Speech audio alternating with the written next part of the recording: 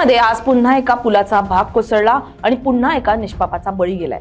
अनेक निष्पाप जखमी झालेत। या अपघातानंतर पुन्हा अनेक सवाल उपस्थित झालेत। याचा आढावा घेणारा हा रिपोर्ट पाहूया। मुलुंडमध्ये मेट्रोचं काम सुरू आहे। त्यासाठी अनेक ठिकाणी रस्त्यांची दुरावस्था तर करून ठेवलीच आहे, त्यामुळे अनेकांचे हाल सुद्धा होतच आहेत। मात्र आज मुलुंडमध्ये थेट मेट्रोच्या पुलाचा भाग कोसळलाय। या दुर्घटनेत निष्पापाचा बळी गेलाय। यात अनेक जण जखमी झालेत।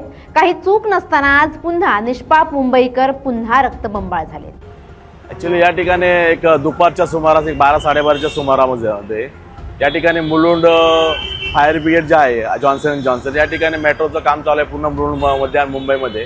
या ठिकाणी आपण पाहिलं असेल जे बाल्कनीचा भाग जो आहे बाहेरच्या साईडचा तो एका रिक्षावर पडलेला आहे, एक मोटर कार आहे त्याच्यावर देखील पडलेला आहे। परंतु त्याच्यामध्ये आता कुणाला काय मार लागले ते अद्याप आम्हाला कळलेलं नाही। परंतु मेट्रोचं अत्यंत निकृष्ट दर्जाचं असं काम या मुंबई मेट्रोपोलिसमध्ये होत आहे। यावर मेट्रोच्या अधिकाऱ्यांचा कुठलाही नियंत्रण नाही आहे।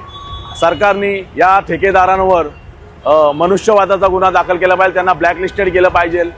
माझी एकनाथ शिंदे साहेबांची ऑफिसची बोलणी झाली होती। त्यावेळी आम्ही त्याचे एक रिक्षावाले त्यांना ॲडमिट केलं तेजस उपासनी यांच्या हॉस्पिटल आहे यामध्ये, आणि ते जे खर्च आहे ते शिवसेना ते आम्ही करणार। ते आता तो वाचलं, पण जे मृत्यू झालं ते आता वाहिगुरु ते वाईट आहे। मुलुंडसाठी हे वाईट दिवस आहे, काय बोलू शकत नाही, काही सांगू शकत नाही। ब्रिज का एक कंक्रीट पैराफिट का जो एक टुकड़ा है वो नीचे गिरा, जिसमें एक ऑटो रिक्शा और 4 व्हीलर इसके ऊपर गिरने से इसमें एक व्यक्ति हताहत हुई और 3 लोग इंजर्ड है। तीनों इंजर्ड को हमने हॉस्पिटल में दाखिल किया। इस सिलसिले में हम एक FIR लेके इस जो भी जिम्मेदार लोग हैं इनके खिलाफ जो स्ट्रिंजेंट एक्शन ली जाएगी।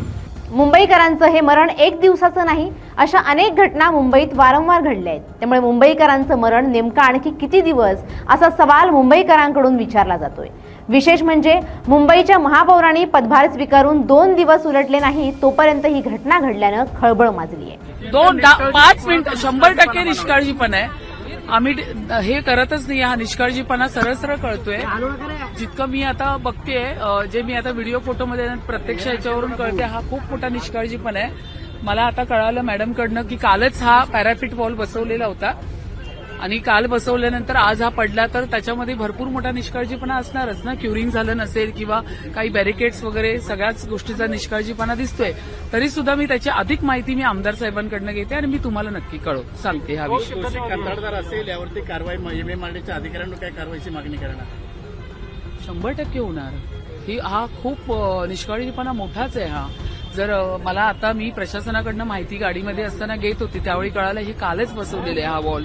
मग त्याचं क्युरिंग झाली नसेल किंवा त्याला बॅरिकेड्स नसतील किंवा सिमेंट कॉन्क्रीट कशा पद्धतीचं वापरलेलं आहे, कुठला दर्जा वापरलेला आहे, ह्या सगळ्याच गोष्टी आता समोर येतील। मग या सगळ्या गोष्टीवरती आता काय आहे विचार विनिमय करून, निष्काळजीपणा तर कॉन्ट्रॅक्टरचा आहे आणि त्याच्यावरती संबंधित साईट इंजिनियर्स जे ठेवले होते त्यांनी त्याच्यावरती देखरेख ठेवली होती का, त्यांचं लक्ष होतं का, या सगळ्याच प्रश्नचिन्ह या ठिकाणी आहेत। साधारणपणे काम सुरू असताना की आता ज्या घटना घडतात याची काळजी घेणं त्या डिपार्टमेंटचं, त्या कंपन्यांचं, कॉन्ट्रॅक्टरचं काम आहे। अनेक ठिकाणी वेगवेगळ्या राज्यामध्ये सुद्धा अशा प्रकारचं मेट्रोचं काम असताना स्लॅब पडलेले आहेत, त्यानंतर वेगवेगळ्या प्रकारच्या क्रेन पडल्या, अशा बऱ्याच अपघात झालेले आहेत। माझ्या माहितीप्रमाणे अपघात झाल्यानंतर ती प्रिकॉशन घ्यायची, काळजी करण्याची गरज त्या असलेल्या कॉन्ट्रॅक्टर आणि त्या कंपन्यांची आहे। जर तशा प्रकारची झाली नसेल तर त्यांच्यावर कारवाई करावी आणि जे जखमी झाले किंवा ज्यांना त्यांना सरकारने मदत करावी। तर यावरूनच आदित्य ठाकरेंनीही प्रशासन आणि सरकारवर खरपूस शब्दात टीका केली आहे। आदित्य ठाकरे काय म्हणाले पाहुयात ग्राफिक्सच्या माध्यमातून। आज बांधकामाधीन मेट्रो 4 मार्गाचा एक मोठा तुकडा एक रिक्षा आणि एका कारवर पडला। त्याचप्रमाणे गेल्या वर्षी एक भिंत कोसळली होती आणि तत्कालीन नव्याने उद्घाटन झालेल्या मेट्रो मार्ग 3 मध्ये पावसाचं पाणी भरलं होतं। सरकार या कंत्राटदाराला काळ्या यादीत टाकेल का? कदाचित नाही। कदाचित काही लाखांचा दंड दाखवेल आणि कंत्राटदाराला आणखी निविदा काढू देईल। जर तुम्हाला लक्षात आलं तर काम पूर्ण होण्यापूर्वीच खांब रंगवलेले आहेत। यासाठी राज्याला काही कोटींचा खर्च येईल आणि नंतर काम पूर्ण झाल्यावर ते पुन्हा करण्यासाठी कोट्यवधी रुपये लागतील। आजही बहुतेक पायाभूत सुविधांच्या कामांमध्ये भयानक बॅरिकेटिंग आहेत, ज्यामुळे वाहतूक कोंडी होते किंवा वाहने उघड्या खड्ड्यात पडतात. भाजप राजवटीत जीवनाचे काही मूल्य नाही. मेट्रो मार्गावरून पडणारे तुकडे, वाहतुकीचे असुरक्षित मार्ग, तासनतास मदतीशिवाय कार बाईक उघड्या खड्ड्यात पडणे किती लाजिरवाणी गोष्ट आहे. लवकरच असा दिवस येईल जेव्हा देश आपल्या देशातही अशा गोष्टींसाठी प्रवासाचे इशारे देतील, असं म्हणत आदित्य ठाकरेंनी सरकारचे वाभाडे काढले आहेत. या कामाच्या दर्जावरून आणि खबरदारीवरून अनेक सवाल उपस्थित होत आहेत. कंत्राटदार फक्त पैसे खायलाच असतात का? त्यांना लोकांची सुरक्षा आणि सामाजिक भान उरलंच नाही का? मागील चुकांमधून आपण का धडा घेत नाही? सरकार आणि प्रशासन वारंवार अशा घटनांमुळे का तोंडावर पडतंय, असे असंख्य सवाल आज मुंबईकर विचारतोय. कारण कधी एल्फिस्टनचा रेल्वेचा पूल कोसळतो, तर कधी मेट्रोची सळी थेट रिक्षात कोसळते, तर कधी मोनोरेल वरतीच वाकडी होऊन बंद पडते. या सगळ्यात मरतो मात्र सर्वसामान्य मुंबईकर. त्याचं हे मरण आणखी कितीदा? यात कधी कुठला बडा अधिकारी अडकत नाही, ना कुठला नेता अडकतो. ते आपले राजकीय पोळी भाजण्यात व्यस्त असतात. मुंबईकरांना मात्र मरणाच्या दाढेत ढकलतात. Bureau report, LS Marathi.